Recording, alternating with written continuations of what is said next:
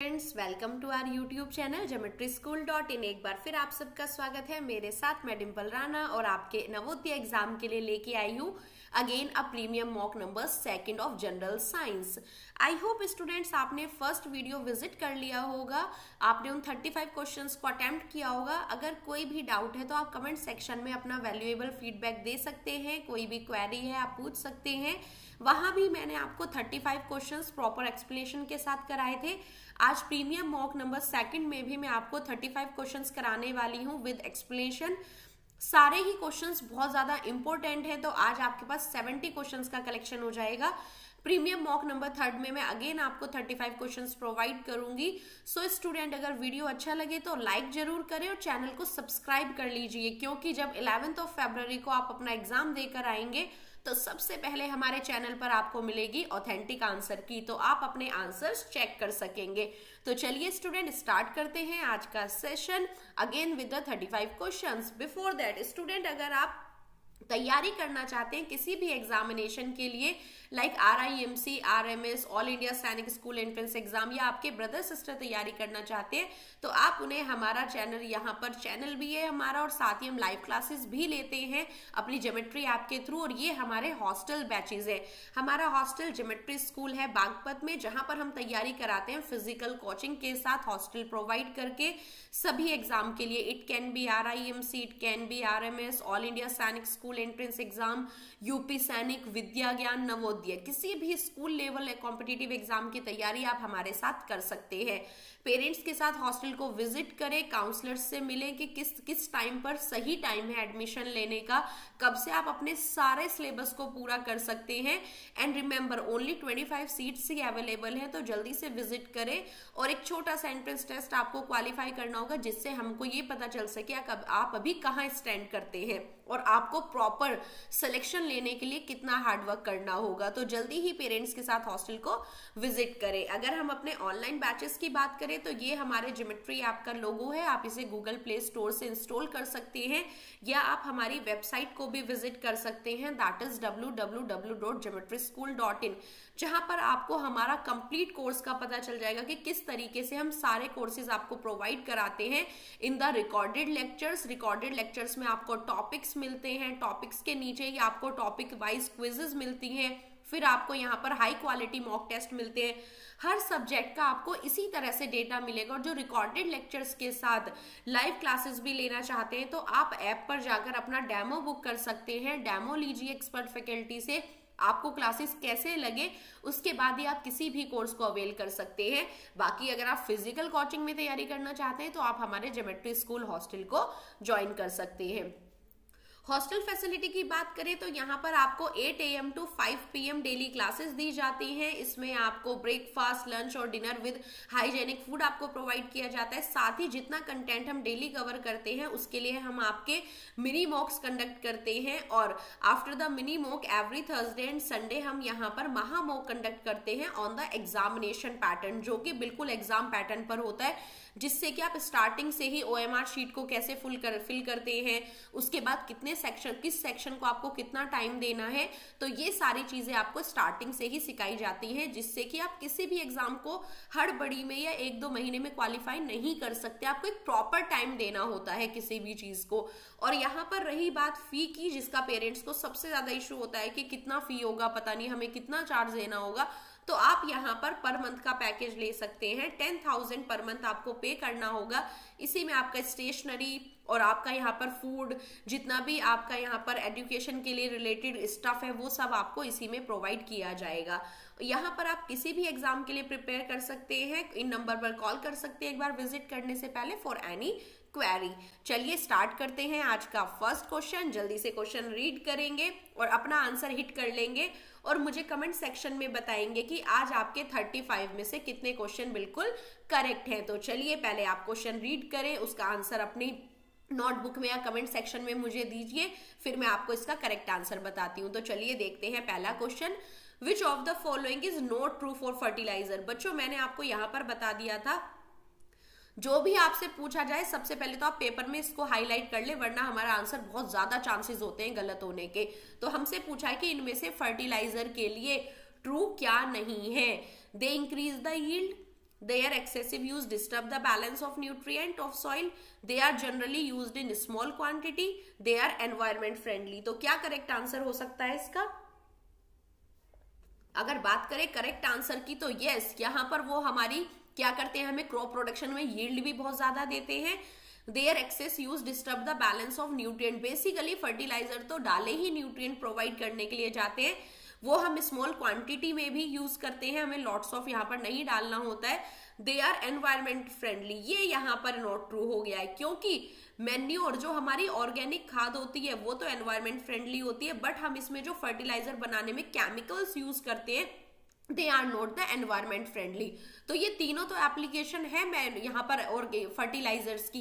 Inorganic salts होते हैं basically fertiliser, जिनमें हम कुछ केमिकल्स ऐड करते हैं इनको बनाने के लिए. इससे आपकी क्रॉप भी बहुत अच्छी होगी, उस पर कोई भी कीड़ा भी नहीं लगेगा, वो आपके न्यूट्रिएंट प्रोवाइड करेंगे सॉइल को, और स्मॉल क्वांटिटी में भी यूज होगा, लेकिन वो एनवायरमेंट फ्रेंडली नहीं होते हैं.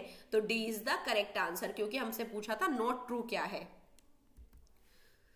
Given below are statements about the harmful effect of weeds on crop plant. आपको यहाँ पर वीड्स पता होना चाहिए पहले तो, ये हमारे क्रॉप प्लांट के ऊपर क्या हार्मफुल इफेक्ट डालते हैं. आपको 4 स्टेटमेंट दिए गए, इनमें से चूज करना है. तो वीड्स बेसिकली होते क्या है बच्चों, these are the undesirable plant that grow along with your crop. जो हमारी क्रॉप के साथ उग जाते हैं वो अनडिजायरेबल प्लांट जो उनकी ग्रोथ को क्या कर देते हैं, हिंडन कर देते हैं. तो यहाँ पर हमको 4 स्टेटमेंट दिया है और बताना है इनमें से क्या इनका हार्मफुल इफेक्ट है.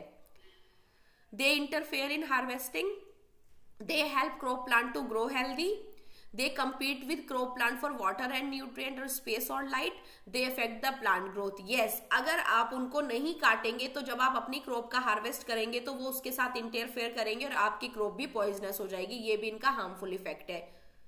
They help crop plant to grow healthy, no, ये हमारे न्यूट्रिएंट प्लांट, जो क्रॉप को न्यूट्रिएंट चाहिए, सनलाइट चाहिए, स्पेस चाहिए, सबसे कंपीट करते हैं, तो हेल्दी नहीं करते उसको. ये सब क्या करेंगे, हमारी क्रॉप प्लांट के साथ कंपीट करेंगे फॉर ऑल दीज सोर्सेज. इनसे हमारे प्लांट ग्रोथ की क्या होती है, ग्रोथ भी अफेक्ट हो जाती है. तो इनमें से क्या बिल्कुल ट्रू है, 1, 3 एंड 4. तो ऑप्शन ए हो गया बिल्कुल correct. Next question. We can see a non luminous object when the light. Non luminous object कौन से होते हैं, लाइक मून, जिनके पास अपनी ओन लाइट नहीं होती, they do not have their own light, तो उन्हें हम कहते हैं नॉन ल्यूमिनस. अगर नॉन ल्यूमिनस ऑब्जेक्ट की बात करें तो आप इन्हें कब देख पाते हैं, मून इसका सबसे बेस्ट एग्जांपल है. जब उस पर सन की लाइट रिफ्लेक्ट होकर हमारी आंखों तक पहुंचती है तभी हम उसको देख पाते हैं. तो इसी तरीके से करेक्ट आंसर क्या हो जाता है, वो जब लाइट को रिफ्लेक्ट करते हैं हमारी आई की तरफ, मीन्स जब उन पर लाइट टकरा कर आती है, तो यहाँ पर सन क्या है, सोर्स, ये है मून, और जब इस पर लाइट टकराकर अर्थ पर पहुंचती है तो मून को देख पाते हैं. तो इसीलिए नॉन ल्यूमिनस ऑब्जेक्ट क्या करते हैं, वो लाइट को रिफ्लेक्ट करते हैं और हमारी आई की तरफ. तो B is the correct answer. The believe that mother is completely responsible for the sex of child is wrong because the child. ये माना जाता है कि जो मदर है वही रेस्पॉन्सिबल है बेबी के सेक्स के लिए, कि वो मेल होगा या फीमेल होगा. तो इस ये रॉन्ग है किस लिए, क्या रीजन हो सकता है इसका कि ये यहाँ पर रॉन्ग है. Get sex chromosome only from the mother, sex chromosome सिर्फ मदर से ही मिलते हैं. तो यहाँ पर हम बात करेंगे सेक्स क्रोमोसोम क्या सिर्फ मदर से मिलता है, नो, दोनों ही रेस्पॉन्सिबल होते हैं. एक्स आता है फीमेल से, वाई क्रोमोसोम हमारा आता है मेल से फॉर बॉय, इधर एक्स आता है फॉर फीमेल के लिए. Develop in the body of the mother, mother की बॉडी में डेवलप होते हैं इसलिए उनका सेक्स वही हो जाता है, नहीं. Get 1 sex chromosome from mother and the other from father, वो क्या करते हैं, ये इसलिए रॉन्ग है ये वाली स्टेटमेंट की मदर रेस्पॉन्सिबल है. क्यों, क्योंकि यस, एक सेक्स क्रोमोसोम आता है फादर से और एक आता है मदर से. अगर हम बात करें फीमेल के पास तो XX सेक्स क्रोमोसोम होते हैं और फादर के पास XY होते हैं. मदर तो X ही प्रोवाइड करती है, ये डिपेंड करता है फादर पर कि X आया है उनके गैमीट में या Y आया. अगर इट इज XX तो यहाँ पर फीमेल चाइल्ड, और इट विल बी XY तो इट इज मेल. तो यहाँ पर क्या होता है, दोनों ही. मेन तो पहली बात तो फादर मेन रेस्पॉन्सिबल है फॉर इट, और क्योंकि यहाँ पर जो रीजन दिया गया है वो ये है कि सेक्स का जो चाइल्ड का डिपेंड करता है मदर पर, वो नहीं डिपेंड करता, क्योंकि एक क्रोमोसोम आता है मदर से और एक आता है फादर से. तो C is the correct answer. Read the following pair of example of organism. यहाँ पर हमें कुछ एग्जाम्पल्स दिए गए हैं ऑर्गेनिज्म के, कुछ लिविंग ऑर्गेनिज्म है आपके। तो the pair that belong to the group of prokaryote, इनमें से प्रोकैरियोट का ग्रुप कौन सा है? तो प्रोकैरियोट्स क्या होते हैं? These are the primitive organism that do not have a true DNA, जिनके पास एक प्रॉपर न्यूक्लियस सेंटर में नहीं पाया जाता, they are known as the prokaryotes. And eukaryotes are known as they have the proper DNA, जिनके पास एक प्रॉपर न्यूक्लियस होता है, डेंस न्यूक्लियस। तो यहाँ पर बात करेंगे मॉस और स्पोन्ज, तो मॉस आपके यूकैरियोटिक होते हैं। यीस्ट और अमीबा, अमीबा यहाँ पर आपका यूकैरियोट है। बैक्टीरिया और blue green algae, blue green algae basically bacteria होते हैं, लेकिन कौन से? साइनोबैक्टीरिया। ये क्या कर सकते हैं? फोटोसिंथेसिस कर सकते हैं, इसलिए इन्हें ब्लू ग्रीन एल्गी भी कहा जाता है। तो जो आपके बैक्टीरियाज होते हैं they are basically the prokaryotic organism. तो यहाँ पर प्रोकैरियोटिक का क्या एग्जाम्पल हो गया है? सी, क्योंकि पेनिसिलिन और स्पाइरोगायरा आपके यूकैरियोटिक है, फंगस है, तो C is the correct answer. Ram has learned that non-metal on beating with hammer are generally broken into pieces. Which of the following is non-metal? Very simple. First mock में भी हमने इस तरह के बहुत सारे क्वेश्चन किए थे। राम ने को ये पता है कि जो नॉन मेटल होते हैं अगर हम उन्हें हैमर से बीट करते हैं तो वो क्या हो जाते हैं? पीसेस में टूट जाते हैं, और इसी प्रॉपर्टी को हम उनकी ब्रिटलनेस बोल देते हैं। तो इनमें से कौन सा यहाँ पर नॉन मेटल है? तो अगर आप आयरन की नेल ले रहे हैं तो ऑब्वियस सी बात है आप इसे बीट करेंगे तो ये अपनी शेप बदल लेगी। एल्यूमिनियम का वायर है तो ये फ्लैट हो जाएगा बिल्कुल। कॉपर की प्लेट की बात करें तो कॉपर की प्लेट को आप बीट करके वायर में कन्वर्ट कर सकते हो, उसकी शेप बदल सकते हो। और basically all these are the example of metal, these are the hard metal, जैसे कि आपका आयरन, एल्यूमिनियम, कॉपर। लेकिन पीस ऑफ कोल, कोल क्या है आपका? It is a pure form of carbon, और कार्बन क्या है आपका? नॉन मेटल है। जैसे आपका डायमंड, कोयला, लकड़ी, ये सारे आपके क्या है? नॉन मेटल है। तो अगर आप इसे यहाँ पर ब्रेक करने पर आए तो इसके पीसेस बन जाएंगे, क्योंकि ये ब्रिटल इन नेचर होता है। तो डी यहाँ पर क्या हुआ? Non metal. Which of the following statement is not true for organic manure? अभी हमने फर्टिलाइजर के लिए नॉट ट्रू पढ़ा था, अब हम बात करेंगे ऑर्गेनिक मैन्योर। ऑर्गेनिक मैन्योर होती है आपकी बच्चों नेचुरल खाद, जो आप बायोडिग्रेडेबल वेस्ट से बनाते हैं। तो इसके लिए क्या ट्रू नहीं है? It enhance the water holding capacity of the soil, lots of humus provide करती है, टॉप सॉइल को एनरिच करती है, बिल्कुल ठीक है। It has balance of all plant nutrient, no. यहाँ पर प्रॉपर बैलेंस आप नहीं कह सकते। आपने जो मैन्योर यूज किया हमको नहीं पता उसमें कौन कौन सा न्यूट्रिएंट कितना है, क्या पता वो एक ही न्यूट्रिएंट प्रोवाइड करा रही हो लाइक नाइट्रोजन, और उसमें कुछ ज्यादा हो ही ना, क्योंकि ये हमने अपने हाथों से नहीं बनाया, ये तो नेचुरल है। अब हम नहीं कह सकते कि इसके अंदर कितना बैलेंस होगा। ह्यूमस भी प्रोवाइड करती है और सॉइल का टेक्सचर भी इंप्रूवमेंट करती है, जिससे अच्छी ग्रोथ हो सके। बट इसके अंदर प्रॉपर बैलेंस नहीं होता, जैसे आप मनचाहा बैलेंस फर्टिलाइजर में डाल सकते हो। तो B is the correct answer. Student, manure और फर्टिलाइजर से एवरी ईयर क्वेश्चन आता है। अब आपका कैसा भी क्वेश्चन आ जाए, इससे अब आपको ये क्लियर हो गया है टॉपिक यहाँ से बिल्कुल, कि फर्टिलाइजर और मैन्योर में क्या डिफरेंस है बेसिकली। तो इसके लिए हो गया B correct. Under a microscope, Reena observed a cell that has a cell wall but not distinct nucleus. The cell she observed.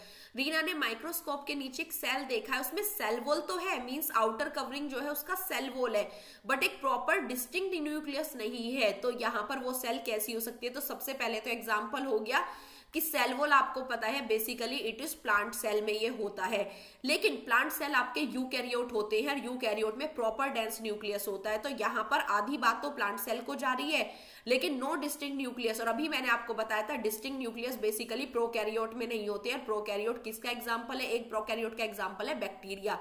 Bacteria आपके मोनेरा किंगडम में आते हैं, जो कि आपके प्रोकैरियोटिक होते हैं। तो क्वेश्चन को पूरा ध्यान से पढ़ेगा, और उसको डिस्टिंक्ट न्यूक्लियस मींस जिसको वो डिस्टिंक्टली देख सके अलग से, ऐसा नहीं है। तो वो क्या है? बैक्टीरियल सेल है, क्योंकि प्लांट सेल में सेल वॉल तो है पर न्यूक्लियस भी है। नर्व सेल में, एनिमल सेल है, सेल मेम्ब्रेन है और न्यूक्लियस भी है। एनिमल सेल में क्या होता है? सेल मेम्ब्रेन होता है, न्यूक्लियस होता है, बट सेल वॉल नहीं होता। तो करेक्ट ऑप्शन क्या है? Option D. आप यहाँ पर एलिमिनेशन मेथड भी लगा सकते थे। Sun appear to move from east to west around the earth. Sun आपने देखा है क्या करता है अर्थ के, द सन आपको लगता है कि क्या कर रहा है? ये ईस्ट टू वेस्ट, पूरब से निकलता है पश्चिम में छुपता है। इसका मतलब क्या है कि अर्थ कैसे रोटेट करती है? तो इसका मतलब अर्थ कैसे रोटेट करती है? अपोजिट, एंटी क्लॉकवाइज डायरेक्शन में, वेस्ट टू ईस्ट। तो यहाँ पर आपका अर्थ कैसे रोटेट करेगा? West to east. तो B is the correct answer. ISRO stand for, very simple question, for solar system. ISRO का क्या फुल फॉर्म है? Indian space research organisation. कभी कभी बहुत सिंपल क्वेश्चन भी इस चैप्टर से आ जाता है, तो करेक्ट आंसर क्या है? Indian space research Organisation. बच्चों देखो ऑप्शन में कितना सा वेरिएंट है, तो बिल्कुल ध्यान से लगाएंगे। इसरो इंडिया की ऑर्गेनाइजेशन है जो स्पेस से रिलेटेड हेवनली बॉडीज की स्टडी करती है, जैसे नासा अमेरिका का है, तो C is the correct answer.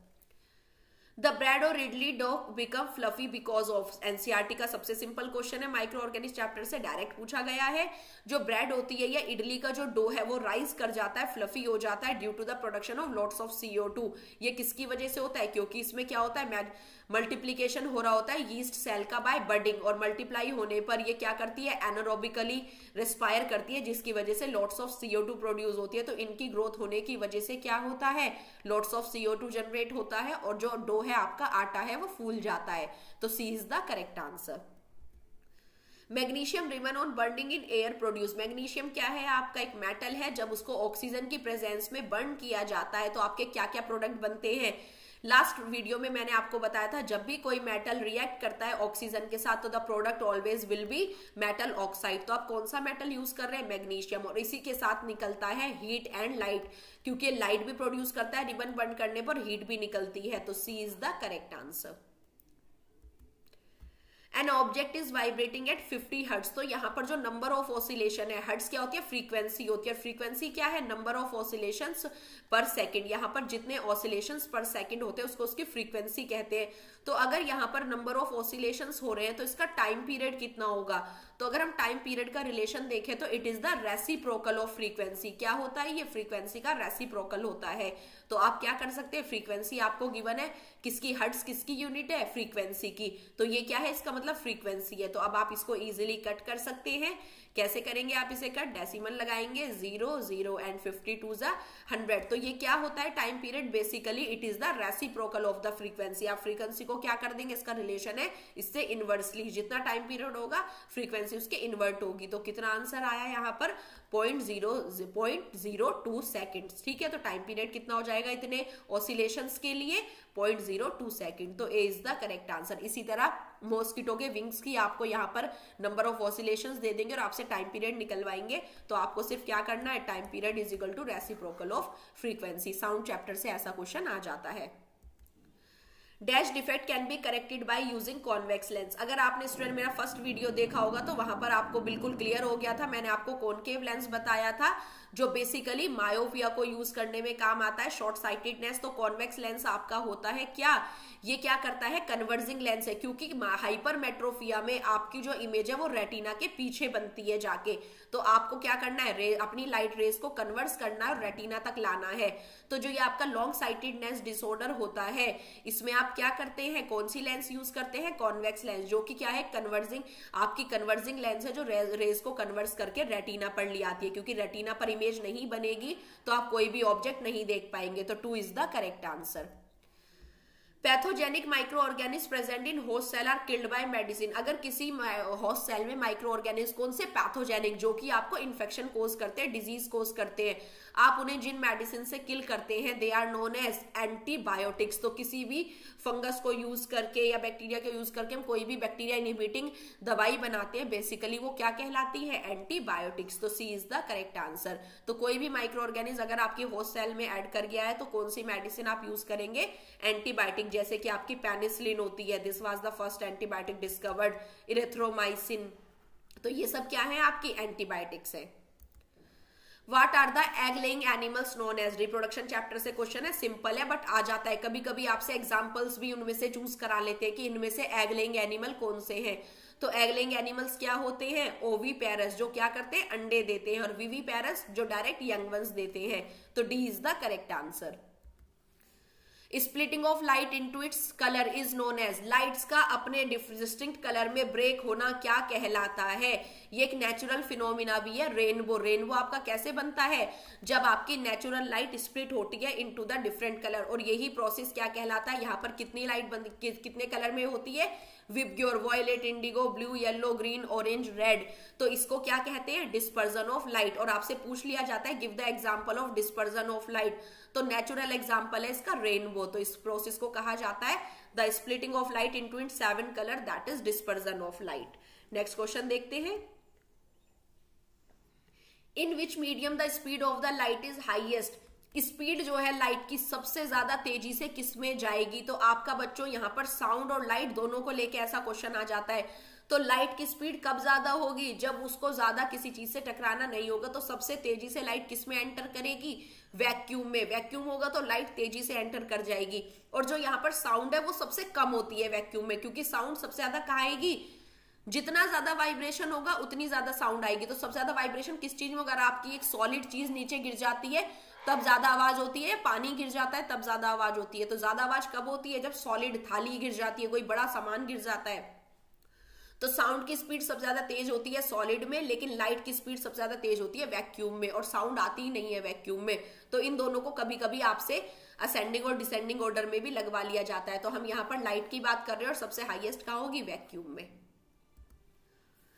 Who discovered the bacteria Bacillus anthracis that cause anthrax in cattle? किसने ये बैक्टीरिया डिस्कवर किया था जो कैटल्स में एंथ्रेक्स कोज करते हैं? Robert Brown, Robert Hooke, Robert Koch, Antony van Leeuwenhoek. तो करेक्ट आंसर क्या है? Robert Koch. रॉबर्ट हुक ने सेल की डिस्कवरी की थी from the bark, Robert Brown ने न्यूक्लियस की डिस्कवरी की थी, और एंटनी वॉन ल्यूवेनहुक ने प्रोकैरियोटिक बैक्टीरिया डिस्कवर किए थे। तो Robert Koch is the correct answer, जिन्होंने एक बैक्टीरिया की खोज की थी जो कि है बैसिलस एंथ्रेक्स, और कैटल्स में ये एंथ्रेक्स डिजीज कोज करता है। तो C is the correct answer. Next question, the full form of PCRA, coal and petroleum से अच्छा क्वेश्चन है आपका आ जाता है। तो जो यहाँ पर पीसीआरए है वो आपका क्या फुल फॉर्म है उसका? Petroleum conservation research association. C is the correct answer. तो पीसीआरए की फुल फॉर्म क्या है? Petroleum conservation research association. बात करते हैं नेक्स्ट क्वेश्चन की।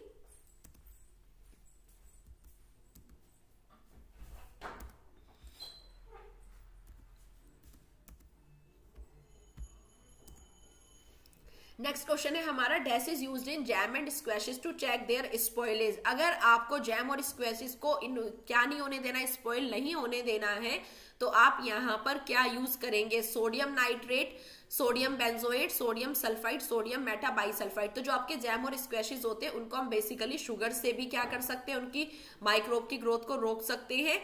साथ ही आपका जो सोडियम और बेंजोएट और सोडियम मेटाबाइसल्फाइड है, ये आपके केमिकल्स है जो मार्केट में अवेलेबल होते हैं पिकल्स के लिए, और क्या करने के लिए? ये आपके माइक्रोब्स की ग्रोथ को क्या कर देते हैं? स्टॉप कर देते हैं। तो यहाँ पर सी और डी दोनों ही करेक्ट आंसर है।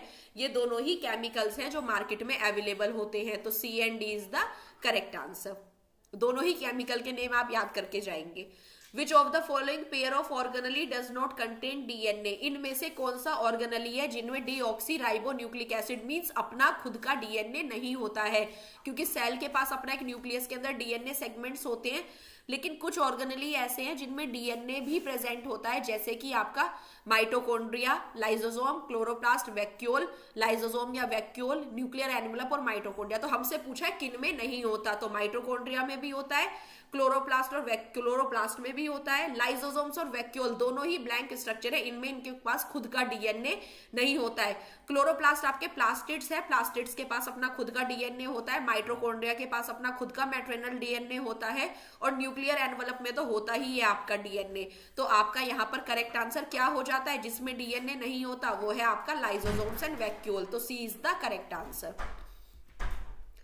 The slow process of conversion of dead vegetation into coal is called. जो आपका स्लो प्रोसेस है कन्वर्जन का डेड वेजिटेशन इनटू कोल, जब आपके डेड वेजिटेशन कोल में कन्वर्ट हो जाते हैं तो ये प्रोसेस क्या कहलाता है?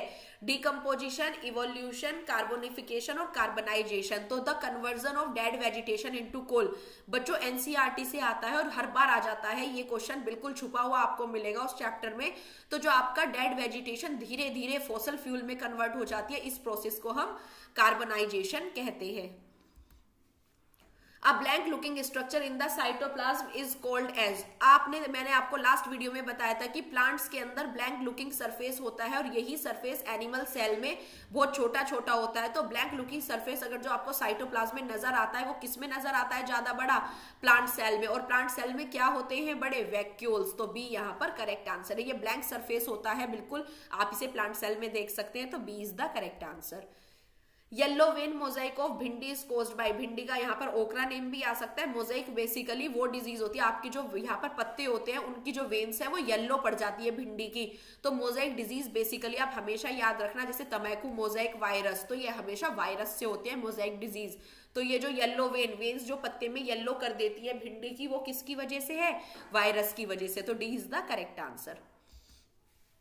Dash was use for street lightning और the first time in London, सबसे पहले स्ट्रीट में लाइटनिंग बंद करने के लिए लंदन में 1810 में यहाँ पर यूज हुआ था फॉसल फ्यूल। तो वो कौन सा है? वो है हमारी कोल गैस। कोल गैस को इस्तेमाल करके सबसे पहले लंदन में 1810 में क्या जलाई गई थी? Street light. उसके बाद फिर यही न्यूयॉर्क में हुआ था 1820 तक, ये इन्होंने भी फिर ऐसे ही किया था, कोल गैस को यूज करके स्ट्रीट लाइट जलाई गई थी। तो ये क्वेश्चन आ जाता है, बॉक्सेस में दिया हुआ है एनसीईआरटी में, तो B is the correct answer.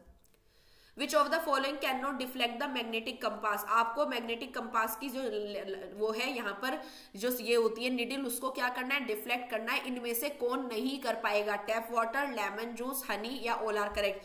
तो हमारा टैप वाटर होता है, उसके अंदर भी लॉट्स ऑफ इलेक्ट्रोलाइट्स होते हैं। लेमन जूस में भी आपके पॉजिटिव नेगेटिव चार्जेस होते हैं। हनी जो आपका डिफ्लेक्ट नहीं कर पाएगा, नॉन पोलर पोलर एंड्स इसमें नहीं होते हैं। तो C is the correct answer. Before playing the orchestra a musical concert, a sitarist try to adjust the tension and plug the strings suitably. By doing so, he is adjusting. आपने देखा है जब भी क्या होता है, कोई भी ऑर्केस्ट्रा या म्यूजिकल कॉन्सर्ट होता है तो उसमें सब अपने स्ट्रिंग्स को क्या करते हैं? सितार हो या कोई भी इंस्ट्रूमेंट हो, उनको उनकी फ्रीक्वेंसी को इक्वल कर लेते हैं, जिससे कि सबकी क्या होए? फ्रीक्वेंसी मैच हो जाए और आवाज बिल्कुल सभी इंस्ट्रूमेंट की एक साथ आए, दबे नहीं एक दूसरे की। क्योंकि यहाँ पर जब स्ट्रिंग को आप कस लेंगे और जब आप इन पर हिट करेंगे तो नंबर ऑफ ऑसिलेशंस बढ़ जाएंगे और आवाज उसकी तेज हो जाएगी। तो यहाँ पर फ्रीक्वेंसी को मेजर करने के लिए, बैलेंस करने के लिए वो क्या कर रहे हैं? जो सितारिस्ट है वो उसके तारों को, टेंशन को क्या कर रहा है? स्ट्रिंग्स को सुटेबली प्लग कर रहा है। तो यहाँ पर जिससे कि सितार की जो फ्रीक्वेंसी है वो अदर म्यूजिकल इंस्ट्रूमेंट के साथ क्या हो जाए? बिल्कुल सिमिलर हो जाए, और जिससे कि सभी इंस्ट्रूमेंट की प्रॉपर आवाज आए। तो C is the correct answer. Which of the following is not the part of female reproductive system, इनमें से फीमेल का पार्ट नहीं है। मैंने आपको बताया था उस दिन, यहाँ पर हमने क्वेश्चन भी किया था गैमेट प्रोडक्शन को लेके। वास्ट डिफरेंस, स्पर्म डक्ट और पेनिस तीनों ही मेल रिप्रोडक्टिव पार्ट है, लेकिन यूट्रस किसका पार्ट है? फीमेल रिप्रोडक्टिव का। तो ये मेल रिप्रोडक्टिव का पार्ट नहीं हुआ। यूट्रस कहाँ होता है? फीमेल्स में होता है, जहां पर बेबी का इम्प्लांटेशन होता है। ओवरीज होती हैं, फेलोपियन ट्यूब्स होती हैं, ओविडक्ट जिनको कहा जाता है। तो ये तीनों ही क्या है? यूट्रस, ओवरी, फेलोपियन, ओवा, ये सब फीमेल रिप्रोडक्टिव पार्ट है। Sperm, testis, vas deferens, sperm duct, penis, ये सब मेल रिप्रोडक्टिव पार्ट है। तो C is the correct answer, क्योंकि हमसे पूछा है note the part of male. If the amplitude become of sound twice the loudness increase, तो आपको पता है लाउडनेस का रिलेशन क्या है एम्पलीट्यूड के साथ? It is the square of the amplitude. Loudness क्या होगी? जब आप एम्पलीट्यूड का स्क्वायर कर देंगे तो it will increase the loudness of the, जब आप एम्पलीट्यूड को डबल कर देंगे, ट्वाइस कर देंगे, तो लाउडनेस क्या हो जाएगी? स्क्वायर हो जाएगी उसका। तो अगर वो ऑलरेडी ट्वाइस है तो लाउडनेस कितने फैक्टर तक बढ़ जाएगी? 4 फैक्टर तक। जब आप क्या कर देंगे? इसका स्क्वायर कर देंगे, तो कितना टाइम्स बढ़ जाएगी? 4 factor. C is the correct answer.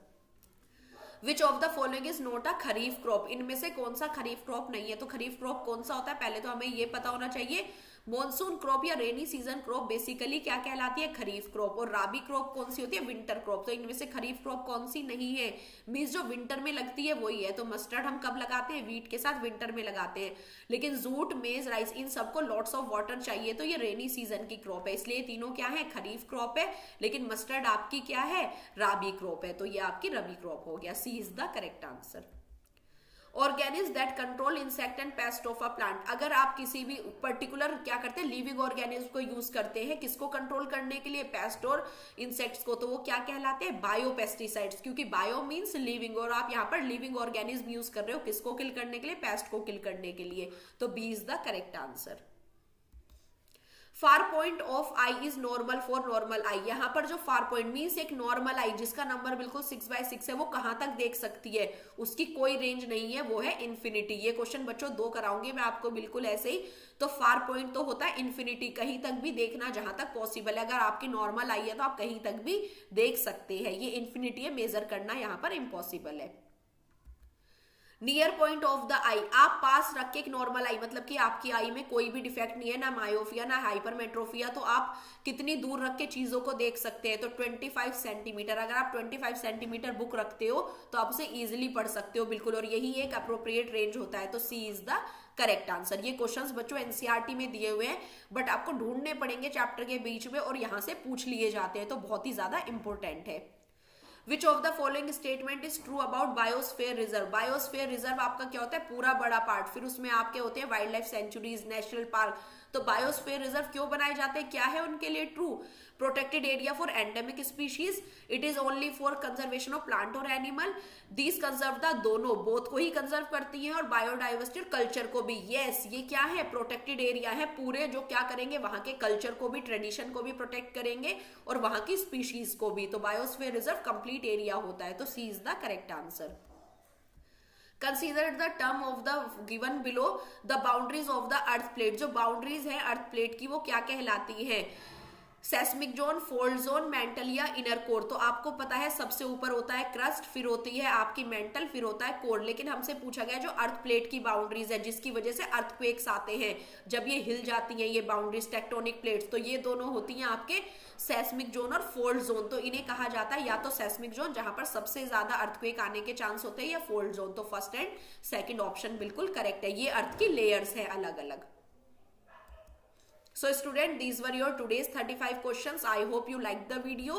Video कैसा लगा है आपको जरूर बताएं, लाइक करें और कमेंट सेक्शन में मुझे बताएं आपके ये क्वेश्चंस कितने फ्रूटफुल हैं। Thanks for watching, see you soon with the next video, bye bye.